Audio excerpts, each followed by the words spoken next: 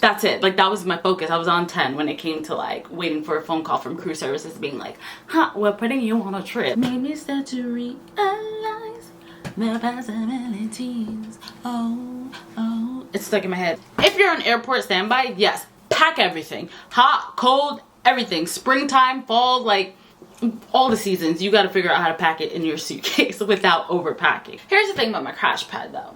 Although the good thing was that I had a place in Boston. I was not too far from the airport. I was about like a 30-minute ride away. A train, it was fine. You know, being able to commute to the airport was fine. But that was the only good thing about the crash pad. Share that feel of love. I wanna What's up, beautiful people? Hope you're doing well. As per usual, I'm Nasia and I'm a main airline flight attendant that never gets old. Oh my god, it's still crazy to say that.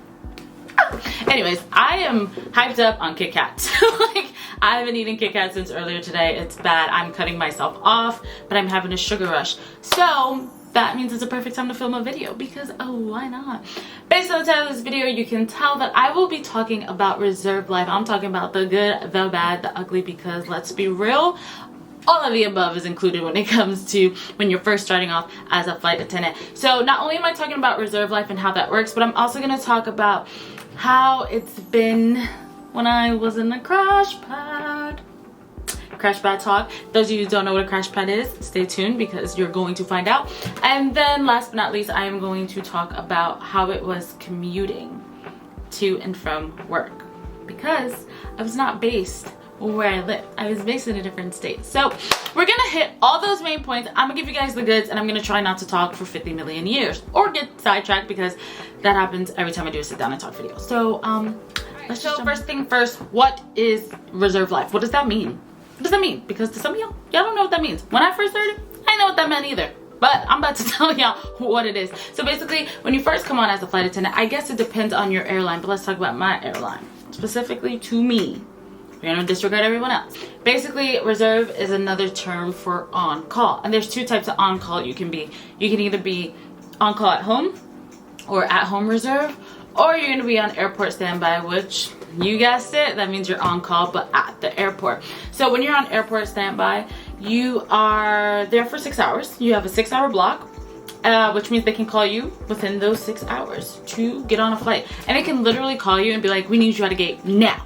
Go, go, go. So it's best when you're airport standby to be in uniform. Now, we do have crew lounges at the airport, at our bases, but you don't have to stay in the crew lounge. Like, you can be in other parts of the airport. As long as you're in your terminal, you're fine. It would be so risky to go to a different terminal. Like, don't do that, especially if you're at a big airport. Don't do that. Just stay in your terminal. I always stayed in the crew lounge just because I like to just kick back, relax, you know. And then when you're in uniform, if you're up and out and about at some gate or whatever in the terminal, like, people are watching you because you're in uniform, you know what I mean? So the crew lounge is more of a safe space. So that's always where I was. Now, at home reserve is just like it sounds. You don't have to be at the airport. Now, you don't have to stay at home. You can do whatever you want if you're at home. However, it is a 12-hour block and they can call you within those 12 hours to put you on a trip. Now, depending on your base, depends on how much time they have to give you. So, for example, I was based in Boston, and so my report time, they would have to give me 2 hours to report. So let's say I'm on call from 12 a.m. to 12 p.m. Never happened. I wish. But let's say I was on call from 12 a.m. to 12 p.m. And let's say they called me at 5 o'clock in the morning. If they're calling me at 5 o'clock in the morning, the earliest flight that they can put me on for my report time would have to be 7 a.m. They cannot call me at 5 and then be like, yeah, you gotta be at the gate at 5:45. You have to be at the gate at 6. You gotta be at the gate at 6:30. No, it would have to be at 7 o'clock on the dot. And your report time is just the time you have to be at the gate, not the time the plane leaves. It's just the time you gotta be there, because you gotta get on board, you gotta do your safety checks, this, that, and the third. So that's what airport standby is, and that's what at-home reserve is. Bada boom, bada. Now that you got the basics of what the two different types of reserve is, let's, talk more about it, okay? When I first started, and they told me what it was like, I was like, all right, that seems kind of doable. However, you guys, I mean, it was doable because I did it. I'm still in it. but it's a lot more than what you think it is. It's very anxiety driven. And I'm someone that already deals with anxiety, which it's gotten so much better, by the way. So let's applaud that. And I'm talking about my personal life, not the job related anxiety. Just for me, it's been going so good. But it adds anxiety to your life because even though, let's say you're on at-home reserve, you can do whatever you want, you're scared to do whatever you want because you know at some point you're going to get a phone call. Well, you could get a phone call and like you're just waiting for it. So my phone was literally in my hand all the time. Well, still is because I'm still on reserve. Anytime I'm on call, bam, phone is on in my hand and the ringer's on loud. I have my Apple Watch on as well because if for some reason I don't hear my phone go off, my wrist will start vibrating. Like I was just, that's it. Like that was my focus. I was on 10 when it came to like waiting for a phone call from crew services being like, we're putting you on a trip.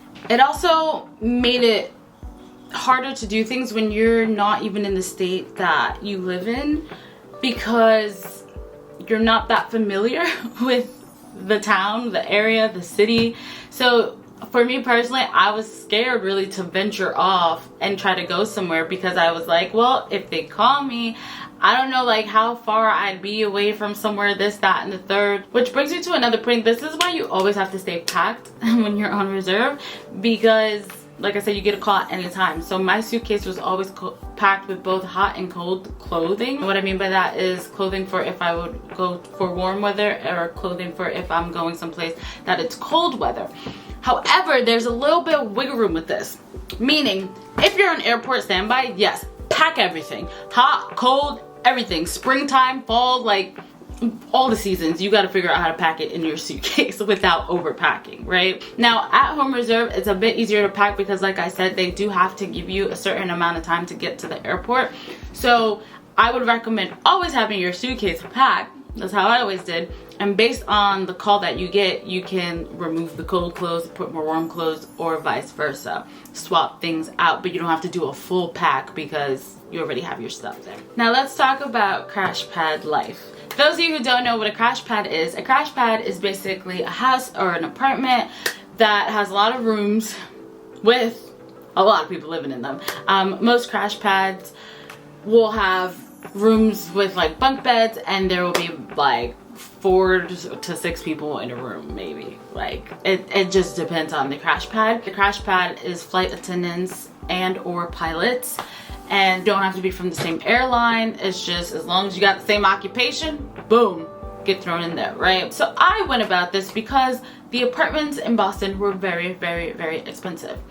And even thinking about getting an apartment with some of my flight attendant friends, like when it comes to signing a lease, we were all kind of scared to do that because we didn't know how we would even like Boston and we didn't want to like commit that much to a lease because then what if people want to leave and transfer to other places? Like it just wouldn't have worked out. So I decided to get a crash pad. Now my one thing about the crash pad was I'm not sharing a room. I like my privacy, especially my bedroom. There's no way I'm sharing a room. So I was able to get a room in a crash pad. It was a house in Boston. It was a suburbs, cool area. I felt safe, right? Here's the thing about my crash pad though. Although the good thing was that I had a place in Boston. I was not too far from the airport. I was about like a 30-minute ride away by train. It was fine. You know, being able to commute to the airport was fine. That was the only good thing about the crash pad. Here's what I had to deal with. Here was the cons.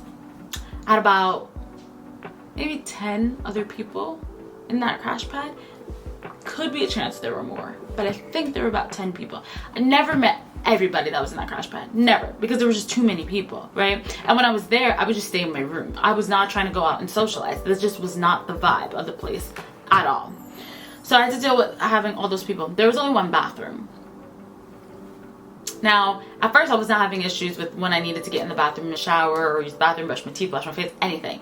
But eventually there were times where I was in there and I had someone waiting, or like I needed to go and I had to pee really bad, but someone was in there and I'm like, oh my God, and they'll be in the shower too and I'm like, oh my God. So like I had to deal with that a few times. We're gonna come back to more stuff about the bathroom in a second, but like in the kitchen, people wouldn't clean up after themselves. Some of them like would cook things, and like when you're scraping stuff out, would scrape it like in the sink, so there's like food and stuff in the sink. Like why not just put that in the trash? They would like make a mess on the counter. Like at first it started with crumbs, but then there were like spills and stuff and stains, and it's like, why? Like just why? Just clean up after yourself. It's not that hard. Now let's go back to the bathroom thing. Now I'm a germaphobe, right? And that's a big reason why crash pad was just, I knew it was not going to work out for the long run, right? But in being a germaphobe, I'm especially a germaphobe when it comes to the bathroom. Yeah, of course I had my shower slippers, and when I was in the shower, I didn't touch anything. Like I hated it. I always wiped the knob of the shower before shower. Like it was bad because I just didn't like, I had all my stuff in a basket. My stuff never touched the sink in the bathroom. Like I said, I wiped the knob off every time, like the door handle, everything, because that's just how I was. Because I would hear people coughing, this, that, and like it was just like disgusting coughs too. It's not like the casual, like no, it was like something's going on with you, right? But in the shower, you know, you'd find hair sometimes, and it's like, oh, and it's just like, and the rug was like not the cleanest, even though I never stepped foot with my bare feet in the rug or the shower. It's just like, it gets to you, you know? Then we'd have, one day, I found blood in the toilet. Why? Girls, if it's that time of the month, no one should know it's that time of the month. Okay? There's that. 2, blood in the shower. And that's when I lost it. That's when I about lost it. I said, excuse me? Now, it wasn't a lot, but it was enough that it was noticeable. And I was like, oh, that's just, no, that's not going to work for me. Like, that's not going to work for me. That was the last straw for me.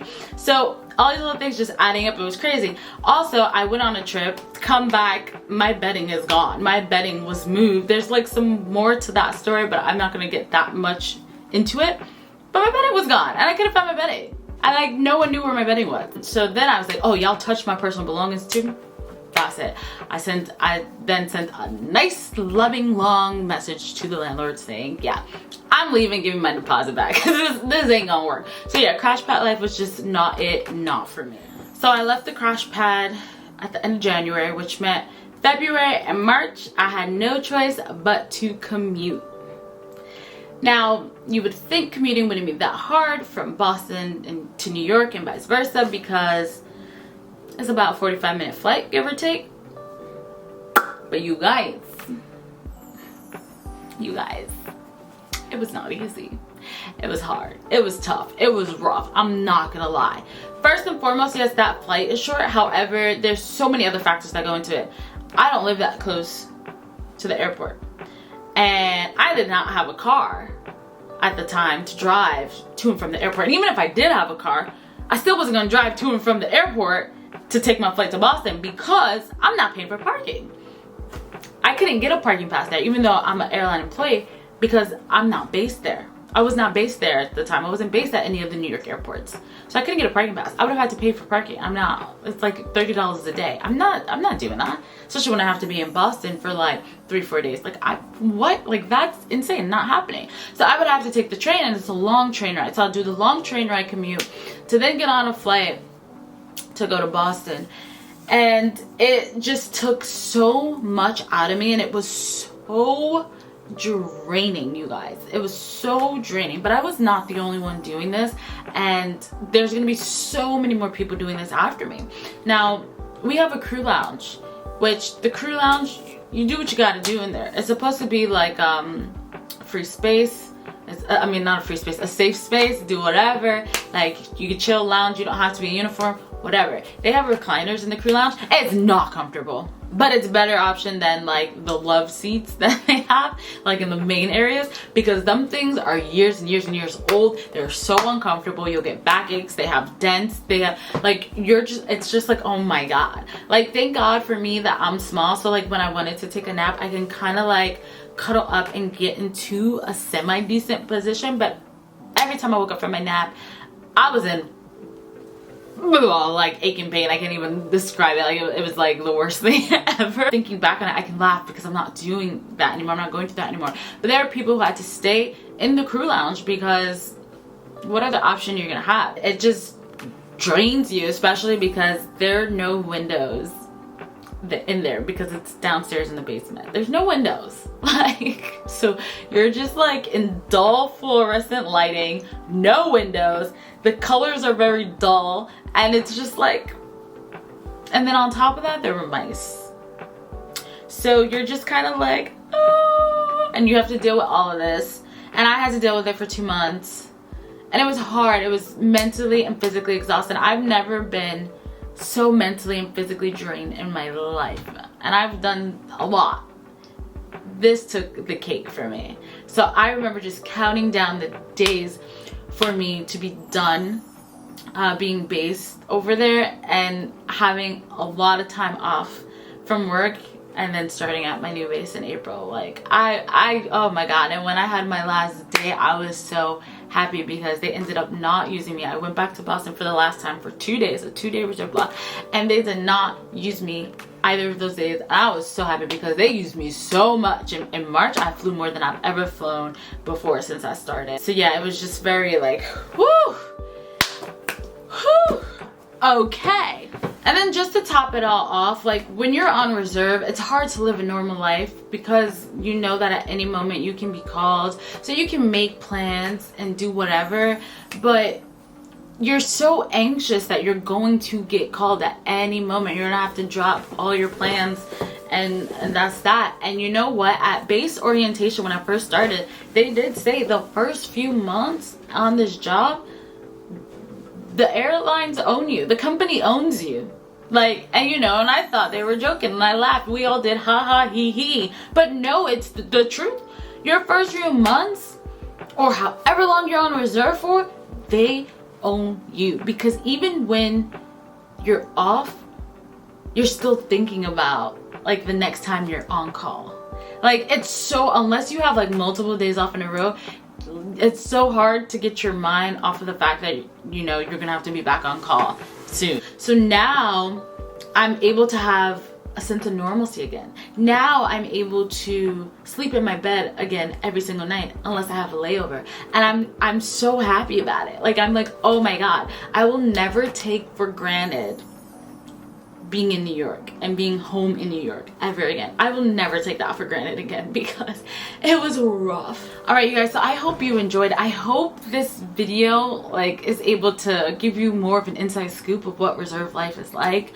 Now, everyone's experience is different. I'm gonna make that disclaimer. My experience may not be everyone else's experience, but a lot of people that I talk to feel the same way I do. A lot of the people, you know, from my graduation class were not from Boston, and a lot had to commute, so they did get that same experience. So, and even some that weren't commuting and they did find more stable situations in Boston, and they still felt some type of way, you know, about the city and stuff. You know, I don't remember it being anyone's first choice being sent there, but they sent my whole class there. We didn't have a choice. But you know what? You make the best of it. And there were some good memories made out there in Boston with my girls. So shout out to my girls because we had each other and we were able to pull each other through. Like if I didn't have a close bond with anyone, it would have been a lot more harder.